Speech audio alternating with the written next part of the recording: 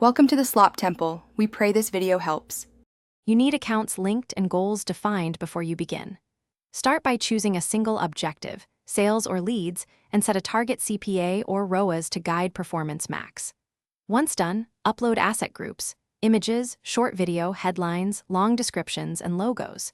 Make sure each asset meets format specs and represents different angles of your offer. This early discipline reduces noisy learning and lets the algorithm optimize faster. Now create the campaign and assign budget, conversion actions, and dates so you can launch. Now compose the campaign. Build focused asset groups that map to product lines or audience intents and add audience signals to speed learning. Choose bid strategy matching your goal, maximize conversion value with target ROAS or maximize conversions with target CPA, and set a realistic budget relative to your CPA. Once configured, enable URL expansion only if your site structure is robust, otherwise lock final URLs. Finally, apply location, language, and ad schedules.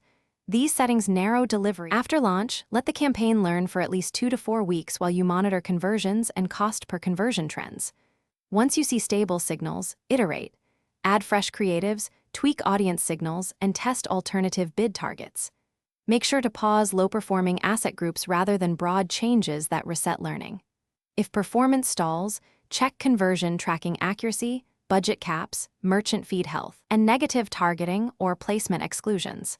Fixing these common issues usually restores performance quickly. Thanks for watching. Consider subscribing if we helped you.